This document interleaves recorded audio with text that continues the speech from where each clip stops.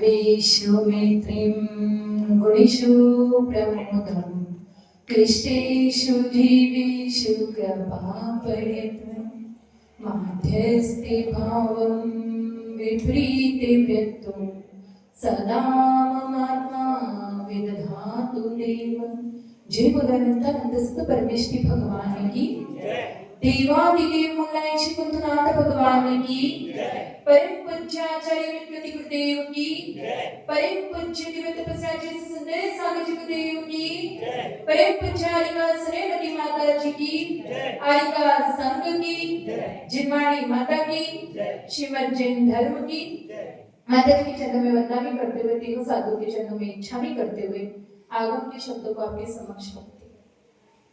अब तक हमने 21 श्लोक को पढ़ लिया है। आज है 22 नंबर का श्लोक।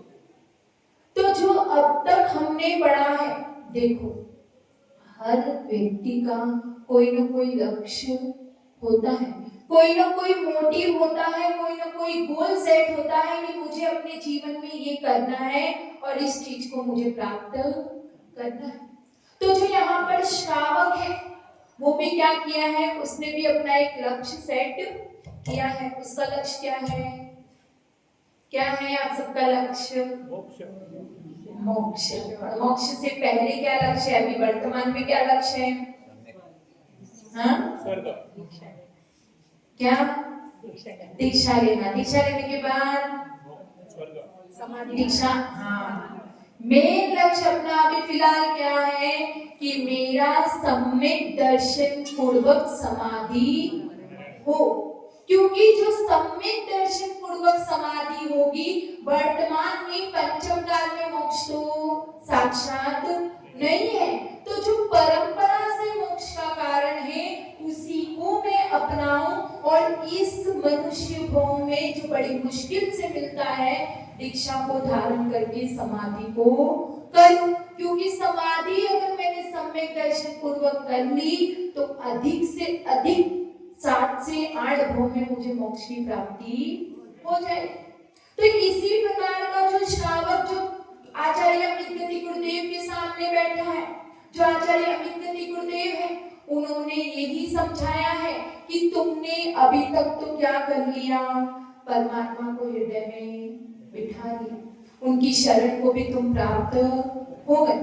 और जैसा जैसा हमें परमात्मा ने कहा है तो तुमने क्या किया है, जो श्रावकों का षड आवश्यक कार्य है वो भी पालन किया है और अपना न्याय नीति से क्या किया है, जीवन यापन भी किया। तो अब वो साधक उसका जीवन आधा बीत चुका है, कम से कम 50-60 वर्ष का वो हो गया है। अब वो सोच रहा है कि अब मेरा जीवन आधा बीत चुका है, अब कभी भी मुझे क्या हो सकती है, मृत्यु हो सकती है, मेरा मरण हो सकता है। तो जो मेरा लक्ष्य है अब मैं इन सारी जिम्मेदारियों से क्या हो जाऊं, निवृत्त हो जाऊं और गुरु के चरणों में जाके वो क्या करता है, दीक्षा को धारण कर लेता है। और दीक्षा को धारण करने के बाद में क्या होता है, हर पल हर समय क्या उस समाधि के लिए तैयार रहता है। तो वो साधक दीक्षा लेने के बाद समाधि के लिए जब वो समाधि करता है तब क्या होता है, वो किन चीजों को ग्रहण करता है, किन चीजों को छोड़ता है और किसके उस समय उसके क्या परिणाम बनते हैं, कैसे भावों की परिणति होती है, उसी सब को आचार्य अमित गति गुरुदेव अब आगे की श्लोक के माध्यम से बताने वाले हैं। तो सबसे पहले तो पहला श्लोक जो समाधि का है उसमें क्या बताने वाले हैं कि तुम्हें क्या छोड़ना है, समाधि के वक्त पे क्या छोड़ना है।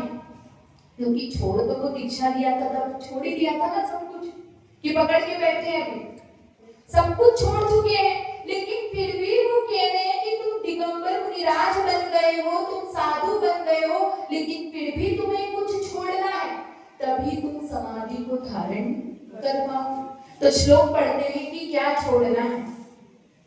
न संस्तुरश्मान तनम न मेदिनी विधान तो नो कल्पो विनिर्मिता यतो निरस्तांश कषाय विद्विषा सुधीभिरात्मेव सुनिर्मलोमतः। हिंदी वाला पढ़ते हैं।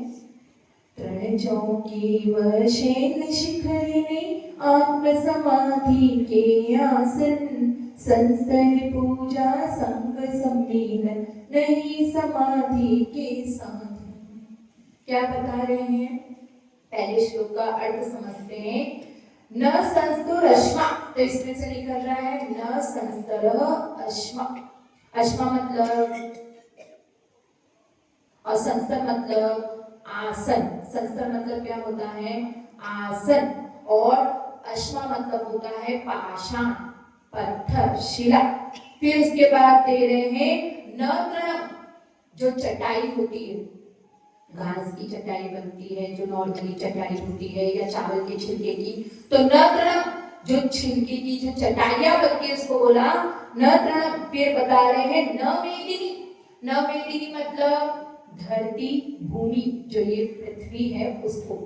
फिर उसके बाद बता रहे हैं नहीं विधानतः, विधि पूर्वक विनिर्मित रचा गया। क्या रचा गया? फलकः, जो लकड़ी का पाटा होता है वो, जो विधि पूर्वक बनाया गया है वो भी नहीं है। क्या? समाधि के साधन। फिर क्या है? न चटाई है, न आसन है, न पाटा है, तो फिर क्या है? तो बता रहे हैं यतो निरष्टाक्ष कषाय विद्विष सुधीभिरात्मेव सुनिर्मलोमतः। मतलब जो सुधीभी मतलब ज्ञानी जनों के द्वारा, सुधीभी मतलब क्या हो जाएगा? ज्ञानी जनों के द्वारा, निराष्ट कक्षाय विद्विष, इंद्रिय और कषाय से रहित। यतो निरष्टाक्ष कषाय विद्विष सुधीभिरात्मेव सुनिर्मलोमतः। जो निर्मल आत्मा है वो ही तुम्हारी क्या है? समाधि का आसन है। क्या बताया? न पाटा, न चटाई, न भूमि, न पत्थर शिला, ये सब तुम्हारे समाधि के साधन नहीं है। समाधि के साधन कौन है? वो निर्मल आत्मा ही समाधि की साधन है। अब वर्ड आता है समाधि। समाधि मतलब क्या? पहले भी पढ़ चुके हैं 11वें नंबर के श्लोक में। समाधि मतलब क्या? टाइम कम है, जल्दी जल्दी बताओ। समतापूर्वक मरण। समतापूर्वक मरण करना।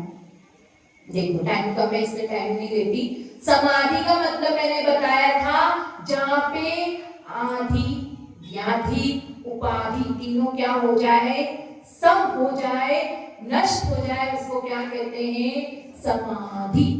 मतलब शारीरिक रोग, मानसिक रोग और जो पद का रोग है वो तीनों से रहित हो जाए, वो है समाधि।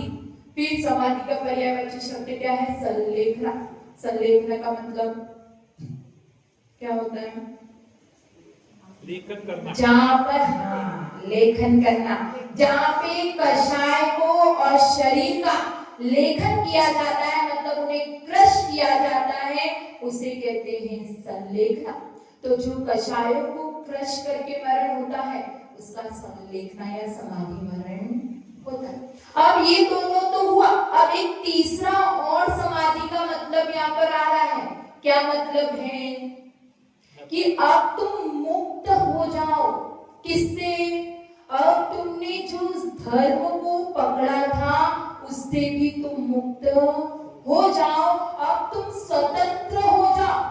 अब तुम द्वैत मत रहो, अद्वैत हो जाओ। अब यहाँ पे आचार्य देव क्या कह रहे हैं कि तुम उस धर्म को भी छोड़ दो। किसके लिए छोड़ दो?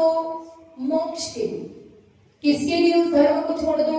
मोक्ष के लिए। अब यहाँ पे प्रश्न आता है कि धर्म और मोक्ष में डिफरेंस क्या है? अंतर क्या है? क्या अंतर है दोनों में? धर्म से पुण्य की प्राप्ति होती है और मोक्ष जाने के लिए पुण्य पाप दोनों नहीं चाहिए। अच्छा, और मोक्ष जाने के लिए अगर आप बोलोगे कि पुण्य नहीं चाहिए तो मोक्ष जा ही नहीं सकते। तो आखिरी समय की बात तो ठीक है, लेकिन पहले तो पुण्य चाहिए ना। अब यहाँ पर कह रहे हैं कि समाधि करनी है तब धर्म को छोड़ना। तो क्या अर्थ है धर्म और मोक्ष का? अंतर क्या है? शरीर सहित धर्म कर सकते, शरीर सहित मोक्ष नहीं जा सकते? देखो बहुत इजी आंसर है। धर्म जो है वो साधन है और मोक्ष जो है वो साध्य है। धर्म जो है वो कारण है और मोक्ष जो है वो कार्य है। क्या समझ में आया? हम साधन को कर रहे हैं, हम उसका सहारा पकड़ रहे हैं, क्योंकि ये धर्म ही हमें मोक्ष तक लेकर जाने वाला है। ये धर्म ही हमारा कारण है कि जो हमारा कार्य है वहां मोक्ष, वहां तक ये हमें पहुंचाए। तो आचार्य देव कह रहे हैं कि धर्म का काम पूरा हो गया, अब तुम क्या करो? मोक्ष का पुरुषार्थ करो। क्योंकि जहां पर द्वैत संबंध होता है वहां पर धर्म होता है, और जहां पर अद्वैत संबंध होता है वहां पर क्या होता है? मोक्ष। और जब तक तुम द्वैत संबंध में लगे रहोगे तब तक तुम्हें मोक्ष होने वाला नहीं। अब द्वैत और अद्वैत मतलब क्या? सारे नए नए वर्ड सुन रहे हो क्या? सच में? द्वैत यानी पापुल्य। द्वैत का मतलब होता है जहां पर दो का संबंध होता है। अब हम धर्म कर रहे हैं तो धर्म में दो की आवश्यकता है, परमात्मा की भी आवश्यकता है और भक्त की भी आवश्यकता है। अगर हमें कोई साधन नहीं मिलेगा, अगर हमें भगवान नहीं मिलेंगे तो हम अकेले धर्म कर नहीं सकते। तो सबसे पहली सीढ़ी तो क्या है कि हमें कुछ धर्म करने के लिए, कुछ क्रिया करने के लिए, अपना व्यवहार धर्म निभाने के लिए हमें पहली सीढ़ी चढ़ने के लिए क्या चाहिए? भगवान का अवलंबन तो चाहिए। अगर अकेले बैठे बैठे आत्मा आत्मा करोगे तो कुछ होने वाला नहीं है। हमें भगवान का अवलंबन चाहिए। शुरुआती स्टेज पे तो हमें भक्त और परमात्मा दो का संबंध होता है, लेकिन जब अद्वैत की बात करते हैं तब भक्त परमात्मा कुछ भी नहीं रह जाता, सिर्फ आत्मा का अवलंबन लिया जाता है। तो द्वैत का संबंध होता है धर्म से, अद्वैत का संबंध होता है मोक्ष से।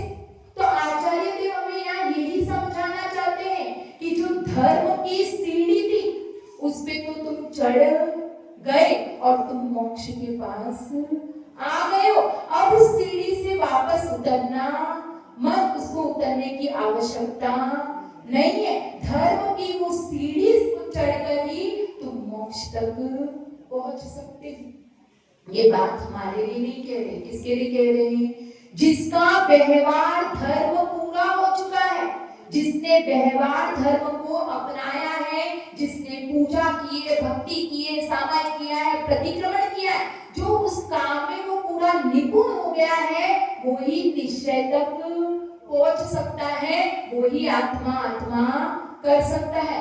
ऐसा नहीं कि हमें तो धर्म को भी छोड़ना है तो धर्म छोड़ के बैठ जाओ। ये बात की जा रही है निर्ग्रंथ दिगंबर मुनिराज की, जो शुद्धोपयोग में है, जिनकी आत्मा निर्मल हो गई है, जो अपने ध्यान में एकाग्रचित होकर बैठे हैं, जो श्रेणी चढ़ सकते हैं, वो ही इस मोक्ष का पुरुषार्थ कर सकते हैं। हम अभी नहीं कर सकते, इसीलिए हमें व्यवहार धर्म को साथ में लेकर चलना है। तो यहाँ पर आचार्य देव कह रहे हैं कि इस समाधि का आसन न तो पाषाण है न तृण है। पाषाण जैसे संस्तर मतलब क्या है? आसन। तो अपन क्या सोचते हैं कि जब समाधि का वक्त आएगा, जब मेरा शरीर क्या हो जाएगा? क्रश हो जाएगा, मेरा शरीर कमजोर हो जाएगा, तब ये जो अच्छे अच्छे आसन है इस पे बैठकर मैं क्या करूंगा? आराम से समाधि मरण कर लूंगा। तो यहाँ पे आचार्य देव उस साधक को समझा रहे हैं कि माना तेरा शरीर क्रश होगा, तुझे तकलीफ होगी, कमजोर होगा, लेकिन जब अपन शरीर समाधि कब करते हैं? क्यों करते हैं? ताकि इस शरीर से निर्ममत्व भाव अपना बने, इस शरीर से अपना मोह हटेगा, तभी तो क्या होगी? समाधि होगी। तो ये जो संस्तर है वो क्या करने वाला है? इस शरीर को सुख देने वाला है, आत्मा को कुछ भी सुख देने वाला नहीं है। इसलिए तुझे मृदु शयनों की तो जरूरत आवश्यकता होगी। तुझे लगेगा कि मुझे थोड़ा सा सॉफ्ट आसन मिल जाए तो मेरा क्या हो जाएगी, समाधि अच्छी हो जाएगी, लेकिन ऐसा होने वाला नहीं है, क्योंकि तेरे समाधि का आसन ये तृण, ये चटाई भी नहीं बन सकती। उसे भी तुझे अपना नहीं मानना है, तुझे उससे भी अपना मोह का छोड़ना है, क्योंकि समाधि इसलिए ले रहे हैं ताकि हम क्या करें, अपना निर्ममत्व भाव रखे, अपने भावों की निर्मलता रखे। फिर बता रहे हैं कि पाषाण भी नहीं है, क्योंकि जंगलों में बैठे हो, वनों में हो, तुम जंगल में हो, अब वहां पे तुम्हें एक शिला मिल गई है, अब तुम उसी पे बैठ के अपना ध्यान करते हो, सामायिक करते हो, तो तुम उसे अपना मानने लगो, उसके प्रति तुम्हें भाव हो जाए, तो वो भी तुम्हारा अपना, वो भी तुम्हारे समाधि में साधन नहीं बनेगा। क्योंकि जो बाहर की वस्तु है, बाह्य सामग्री है, वो तुम्हें अंदर से मिलाने वाली नहीं है। जो अंतरंग से मिलाएगी वो अंतरंग की सामग्री ही होगी। इसलिए तुझे, अगर तुम्हें परमात्मा को पाना है, स्वयं परमात्मा बनना है, तो तुम्हें अपने अंतरंग सामग्री का उपयोग करना पड़ेगा। फिर जो ये खुरदरी जमीन है, जो तुम बैठते हो, तुम्हें आदत हो गई है बैठने की, तो वो जमीन भी तुम्हारे आसन नहीं है। जो पाटा है, हो सकता है कि जब से दीक्षा हुई है तो वो पाटा अपन को मिला है, लेके चलते हैं ना साथ में पाटा, ऐसे छोटे छोटे बने रहते हैं, तो जब से दीक्षा मिली है, समाधि तक अंत में है, तो ये पाटा अच्छा है, तुम्हें उससे मोह हो जाए और तुम उसे छोड़ना नहीं चाहो, तो आचार्य जी बड़े प्यार से समझा रहे हैं कि ये जो पाटा बना है वो भी तुम्हारे समाधि का साधन नहीं है। तो फिर वो साधक पूछता है कि मेरे ये सब समाधि के साधन नहीं है, तो फिर समाधि का साधन क्या है? तो समाधि का साधन है जो इंद्रियों के विषयों से रहित, कषाय से रहित, वो शुद्ध निर्मल आत्मा ही तुम्हारे समाधि का साधन है, तुम्हारे समाधि का आसन है, उसी का अवलंबन तुम लो। अब हम कहते हैं कि परमात्मा तो बहुत दूर है, उसे पाना बहुत मुश्किल है कि नहीं मुश्किल है ना? वो तो वहां पे सिद्ध शिला पे जाके विराजमान है, 7 राजगुरु, कैसे पाएंगे उनको, कैसे देखेंगे? तो आचार्य देव कहते हैं, भगवान महावीर कहते हैं कि परमात्मा कोई दूर नहीं है, वो तुम्हारे पास से भी अति पास है, लेकिन तुम्हें उन्हें क्या करना है? देखने का प्रयास करना है। अगर तुम चलकर उनको पाने का प्रयास करोगे तो वो तुमसे बहुत दूर है, और अगर तुम दौड़ोगे तो तुम्हें कभी भी मिलने वाले नहीं है। और तुम ठहरे कि पहुंचे, और तुम रुके कि तुमने उनको पाया, क्योंकि कहाँ रुकना है हमें? रुकना कहाँ पर है? बाहर? हमें बाहर नहीं रुकना है, हमें भीतर में रुकना है, और भीतर में तुम रुकोगे तो तुम्हें परमात्मा मिल जाएंगे, क्योंकि परमात्मा तो हर जीव के अंदर विराजमान है, बस इसे प्रकट करने की जरूरत है। हम क्या कर रहे हैं जीवन में? सिर्फ भाग रहे हैं, दौड़ रहे हैं, आधा भागते चले जा रहे हैं, कभी भी स्वयं से स्वयं का मिलन नहीं किया, कभी शांति से सामायिक में बैठकर ये चिंतन नहीं किया कि वास्तव में मैं कौन हूँ, क्या हूँ, मेरे अंदर क्या योग्यता है, ये कभी भी विचार नहीं किया। इसीलिए हमें परमात्मा को दूर लगते। तो आचार्य देव कहते हैं कि तुम आंखों को खोलोगे, क्योंकि परमात्मा इतने पास में है कि तुम आंखों को खोलोगे तो तुम्हें दिखने वाले नहीं है। जैसे ही तुमने अपनी आंखों को बंद किया, वैसे ही तुम उनको देख लोगे। इसलिए अपने मन को और तन को दोनों को दौड़ाना नहीं है, दोनों को ठहराना है। हम क्या करते हैं? सामायिक में बैठ जाते हैं, टाइम लेके बैठ जाते, इतना टाइम में सामायिक करूंगा, लेकिन हम शरीर को तो रोक लेते हैं, तन को तो एक जगह पे स्थिर फिर भी कर लेते हैं, लेकिन उस मन को रोक नहीं पाते। तो हमें तन के साथ में उस मन को भी रोकना है, उस मन को भी कंट्रोल में करना है। आचार्य देव कहते हैं भोगी का और योगी का दोनों का दौड़ता है मन। भोगी का तो तन और मन दोनों दौड़ता है, लेकिन योगी का सिर्फ मन दौड़ता है। कैसे? वो स्वर्ग और मोक्ष की कल्पना में दौड़ता है। तो आचार्य देव कह रहे हैं कि जैसे भोगी का मन दौड़ता है किसमें? इंद्रियों के विषय में, कषाय में, तो योगी का भी मन दौड़ता है, लेकिन किसमें? स्वर्ग और मोक्ष की, सुख की कल्पना में।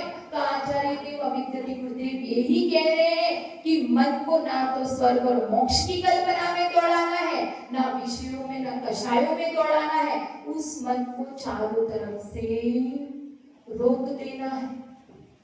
इस मन का, इस हृदय का अपना स्वयं क्या करना है? अब साधक को स्वयं मंदिर बनना है। क्या बनना है? मंदिर बनना है। और उस मंदिर का, स्वयं का भगवान भी स्वयं बनना है। मंदिर भी स्वयं बनना है, भगवान भी स्वयं बनना है। अब इस ईंट पत्थर के मंदिरों से कुछ भी काम चलने वाला नहीं है। वो तो जब तक आप धर्म का चल रहे थे, जब तक तुम दीक्षा धारण करके चल रहा था, लेकिन अब तुम समाधि के स्टेज पे आ गए हो। अब तुम्हें सिर्फ क्या करना है? अपनी आत्मा को परमात्मा बनाने का प्रयास करना है, अपनी आत्मा को मंदिर बनाने का प्रयास करना है। और वो भी किधर छिपा है? उसका बीज कहाँ है? परमात्मा का बीज इस मनुष्य भव में ही छिपा है। इस मनुष्य भव में ही तुम इस बीज को क्या कर सकते हो? खाद दे सकते हो, सूर्य का प्रकाश दे सकते हो, उसको पानी से सींच सकते हो, उसका जो आवरण है, जो उसके ऊपर कवर है, उसको गला सकते हो और एक पौधा लगा सकते हो और पौधे को विकसित कर सकते हो। वो सब कुछ इस मनुष्य भव में ही होगा। इसीलिए तुम उसको प्राप्त करने का निरंतर प्रयास करते रहो। क्योंकि हम कहते हैं कि हे भगवान, अंतिम समय में क्या हो? मेरा समाधि मरण हो जाए। लेकिन जब तुम पूरे जीवन भर अगर तुम पूजा, अभिषेक, क्या कहते हैं, सामायिक, ये सब नहीं करोगे और अंत समय में सोचोगे कि समाधि हो जाए, तो होगी क्या? एक कहानी के माध्यम से कंप्लीट करती हूँ। एक सेठ जी थे। अब वो क्या थे? उनका 24 घंटा दुकान में ही मन लगा रहता था। वो कभी भी मंदिर नहीं जाते थे। क्या दुकान खोलनी है, ग्राहक आएंगे, ये आएंगे, उसी को विस्तार करने में पूरा जीवन लगा दिया। अब एक दिन क्या हुआ? वो बीमार पड़ गए। अब बहुत वैद्यों को बुलाया गया, डॉक्टरों को बुलाया गया इलाज करने के लिए, लेकिन कोई भी इलाज नहीं हुआ। अब एक वैद्य जी आए, उन्होंने कहा कि अब इनके पास ज्यादा समय नहीं है, ये कभी भी जा सकते हैं। अब बेटों ने सोचा, 4 बेटे थे, वो एक ही दुकान थी जो बहुत बड़ी फैली हुई थी, क्योंकि वो इतने बड़े व्यापारी थे, इतना अपना बिजनेस बढ़ा लिया क्योंकि उसी में ध्यान लगता था। थोड़ी भी फुर्सत उनको मिलती नहीं थी। खाते थे तो दुकान का विचार, पीते थे तो, सोते थे तो, पूरा टाइम इसी में निकल जाता था। किसी ने कहा है, जब तक जिंदगी है, जब तक जिंदगी है, फुर्सत न होगी काम से। जब तक जिंदगी है, फुर्सत न होगी काम से। कुछ समय ऐसा निकालो, प्रेम करो भगवान से। तो अब वो जो सेठ जी थे, वो उसी में लगे थे। 40 नौकर थे दुकान में, लेकिन अब चारों बेटों को क्या लगा? नौकरों के हक पे तो दुकान चलती नहीं है। तो उन्होंने क्या किया? दुकान बंद करके सेठ जी के पास आ गए, क्योंकि पिताजी का कुछ ही समय का टाइम था, वो कभी भी जा सकते थे। तो अंतिम समय में एटलीस्ट पिताजी के पास हम बैठ जाए। अब चारों बेटे आके बैठे। तो अब उनसे, सेठ जी से किसी ने कहा कि सेठ जी आंखें खोलकर देखिए, आपके बेटे आपके पास में बैठे हैं, आप उनसे मिल लीजिए, क्योंकि आपका अंतिम समय है और भगवान को भी याद कर लीजिए। तो अब उन्होंने आंख खोलकर एक देखा। अब उन्होंने देखा तो उन्हें चारों व्यक्ति वहां पर नजर आए। अब वो तुरंत कहने लगे कि ये क्या दुकान, तुम चारों यहाँ बैठे हो तो दुकान पर कौन है? तो वो कहते हैं पिताजी आप दुकान की चिंता मत करो, अभी आपका अंतिम समय है, कुछ क्षण के लिए यहाँ पर आए हैं। तो वो कहते हैं कि नहीं, बताओ कौन है दुकान पे? तो कहते हैं कि दुकान बंद करके आए। तो वो पिताजी कहते हैं कि ये तुमने क्या किया? जाओ, दुकान की ग्राहकी बिगड़ जाएगी, दुकान चलेगी नहीं तो तुम खाओगे क्या? जाओ दुकान खोलो, दुकान खोलो। अब बेटे कह रहे हैं कि पिताजी आप उसकी चिंता मत करो, आप तो भगवान का नाम लो। लेकिन कहां से वो लेते? जिसने जिंदगी भर, पूरे जीवन भर भगवान का नाम नहीं लिया, तो वो अंतिम समय में कैसे भगवान का नाम लेंगे? तो ऐसे ही दुकान करते वो क्या हो गए? चल बसे। तो ऐसी ही आचार्य देव कहते हैं कि तुम अंत में समाधि करना चाहते हो तो उसका पुरुषार्थ तुम्हें पूरा जीवन भर करना पड़ेगा। कि समाधि कोई आसान काम नहीं है, ये एक साधना है।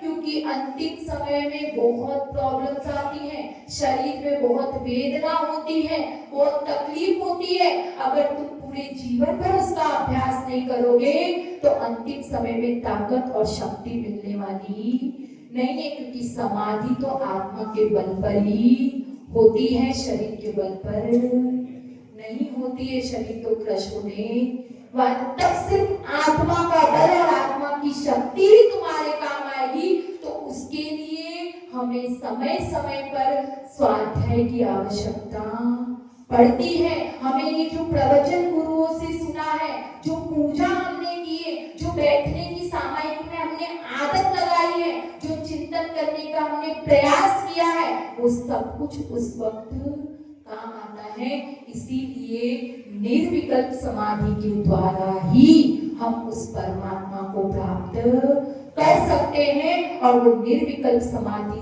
सिर्फ और सिर्फ आत्मा के द्वारा ही होती है। इसीलिए उसका प्रयास करो। जय बोला जय सुंदर सागर जी गुरुदेव की परम पूज्य हरिका श्रीमती माता जी की।